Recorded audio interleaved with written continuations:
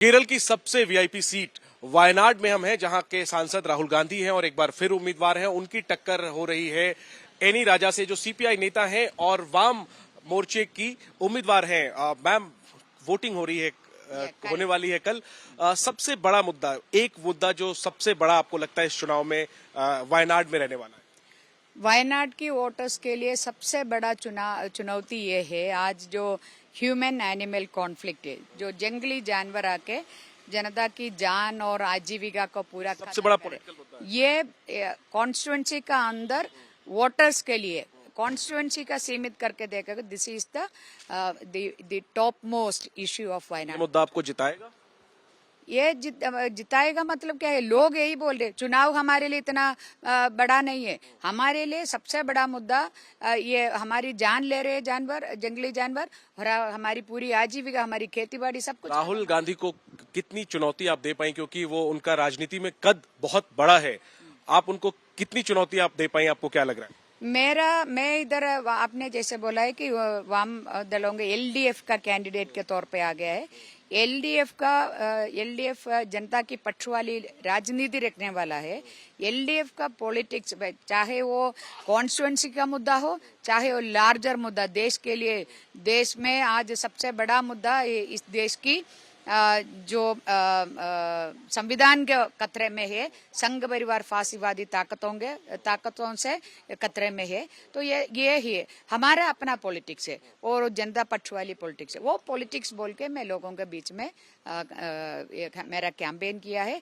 मेरा पूरा विश्वास है कि जनता मैंने जो उनके सामने बातें रखा है वो समझ गया है, तो मुझे सपोर्ट करें। क्विकली मैम, मैं ये पूछना चाहता हूँ कि हालांकि ये अभी ऑफिशियल नहीं हुआ है, आधिकारिक नहीं हुआ है, लेकिन सोर्सेज ये बता रहे हैं कांग्रेस पार्टी में कि वायनाड में वोटिंग खत्म होने के बाद 1 दिन बाद या 2 दिन बाद राहुल गांधी की अनाउंसमेंट हो सकती है अमेठी से चुनाव लड़ने को लेकर के।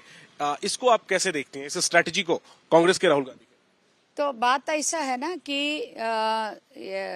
ये पहली बात है, एक रूमर है, एक अनकन्फर्म्ड एक न्यूज है ना। कांग्रेस ने अभी तक कोई रूमर नहीं है, अनकन्फर्म्ड है। ये घोषणा नहीं किया है, तो रूमर ही है, तो वही है।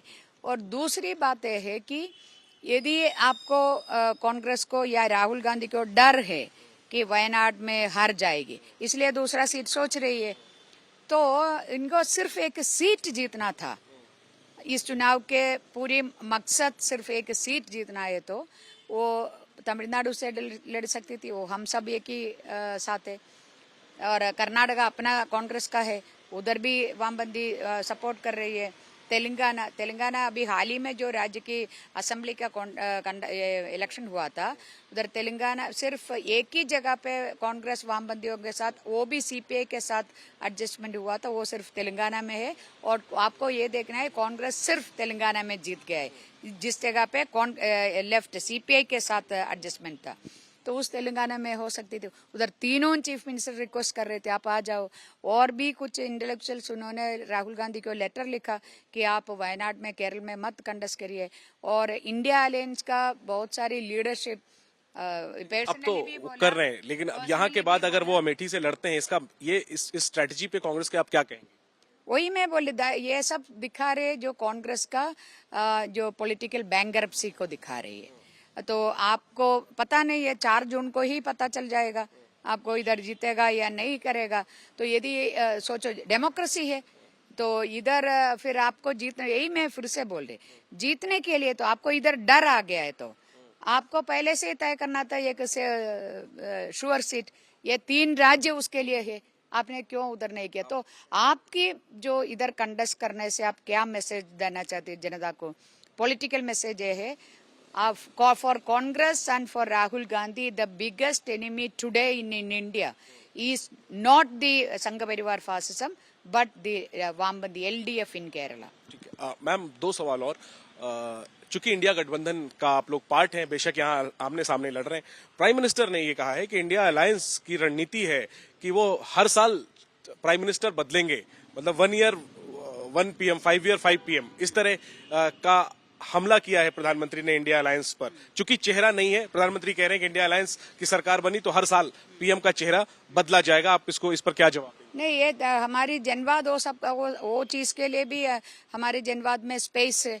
इसलिए ये नहीं है कि नहीं ये जो राज्यों की मुख्यमंत्री को क्यों बदल रही है। बीजेपी ने कितना मुख्यमंत्री कहा बदला नहीं है, ऐसा है तो इंडिया अलायंस का में एक ही पीएम होगा मैम 5 साल या चेंजेस हो सकते ये जनता तय करेंगी और जो अब हालात ये जो आफ्टर इलेक्शन चीजें तय हो जाएगी। डिनाई नहीं कर रही हैं क्या? कि अगर इंडिया अलायंस की सरकार मेरा बनी बात है, नहीं, तो आपकी देयर में भी मेरा चेंजेस। मुंह पे मत डालिएगा। मैं ये बोल रही है ये इधर एक गवर्नमेंट होना चाहिए। ये नहीं आप बोल रहे 50 साल के लिए, 50 साल के लिए कौन आपको ये दिया है? ये अगली 50 साल के लिए, 5 साल के लिए ये है। इन्हीं कारण वजह से यदि वो सरकार पहले भी हो 13 दिन का सरकार था इस देश का अंदर, वो सब भूल गया, इतिहास को भूल रहे हैं। अब इतिहास को पूरा दबा मैम रहे हैं। जस्ट आपका मैं क्लैरिफिकेशन चाहता हूं। अगर इंडिया अलायंस को मेजोरिटी मिलती है तो जो प्राइम मिनिस्टर शपथ लेगा क्या वो 5 साल काम करेगा या बीच में चेंजेस? 5 साल के लिए होगा वो after election the India alliance will decide that is and that will be for definitely for जो ओथ जो भी ओथ लेगा वो 5 सालों के लिए लेगा। दैट वो आने वाले दिनों में देखे जाएगा। मैं कैसे बोल कुछ और कारण से यदि बीजेपी सारा जो इलेक्ट्रल बॉन्ड का पूरा पैसा पूरे देश को बेचकर ये जो सबसे बड़ा घोटाला जो प्राइम मिनिस्टर इस देश में किया है तो ये नरेंद्र मोदी है। वो पैसा पूरा है, वो पैसा रख के यदि आप कोई पार्टी का एमपी को खरीदेगा तो बदलेगा। ये मास्टर है, मास्टर स्ट्रोक है इसमें। वही गिरा देंगे आपकी सरकार। आखिरी सवाल मैम, प्राइम मिनिस्टर के राजस्थान में जो स्पीच प्राइम मिनिस्टर का स्पीच था उसकी कंप्लेन की गई थी चुनाव आयोग में। चुनाव आयोग ने नोटिस भेजा है बीजेपी प्रेसिडेंट को और सफाई मांगी है, जवाब मांगा है। बहुत अच्छा, मगर इतनी दिन क्यों सोया है चुनाव आयोग? चुनाव आयोग के पास कंप्लेंट बहुत दिन पहले से गया है और चुनाव का प्रक्रिया जारी है, तो तुरंत एक फेयर इलेक्शन होने का, फ्रैंक एंड फेयर इलेक्शन होने के लिए चुनाव आयोग को ये था कि कंप्लेंट मिलने से एक तुरंत इसका ऊपर कार्रवाई होना चाहिए था, डिसीजन होना चाहिए था। चुनाव आयोग खुद अपना जो राइट्स को असर्ट नहीं कर रहे, वो भी दबाव में है। ये फिर से एक और बार देर से सही नोटिस तो आया है मैम, इस पर क्या? ये इलेक्शन की जो चीज है ना, ये सब डू और डाई का जो सवाल है इधर, क्योंकि ये इलेक्शन तय करेगी अगली 5 साल कौन होगा, कैसे होगा। जनवाद के लिए बहुत बड़ा असर हो गई, इसलिए चुनाव आयोग को भी टाइमली डिसीजन लेना चाहिए। शुक्रिया एनी राजा और आपको शुभकामनाएं, ऑल द बेस्ट आपको कल के इलेक्शन के लिए। तो वायनाड में एनी राजा उम्मीदवार हैं, वाम मोर्चे की टक्कर दे रही हैं राहुल गांधी को। यहाँ इस सीट से बीजेपी के जो प्रदेश अध्यक्ष है केरल के सुरेंद्रन, वो भी उम्मीदवार हैं। मुख्य मुकाबला इन्हीं 3 चेहरों के बीच है। वायनाड किसको जिताकर दिल्ली भेजेगा ये नतीजों के दिन पता चलेगा, लेकिन जो अन्य मुद्दे थे उस पर खुलकर बात की एनी राजा ने और सबसे एक अहम बयान ये दिया कि यदि राहुल गांधी अमेठी से लड़ते हैं, उसका ऐलान होता है, तो एनी राजा का कहना है कि इसका मतलब ये है कि कांग्रेस वायनाड की सीट को खतरे में मान रही है। कैमरा पर्सन अजीत चाको के साथ जयनेंद्र, एबीपी न्यूज, वायनाड।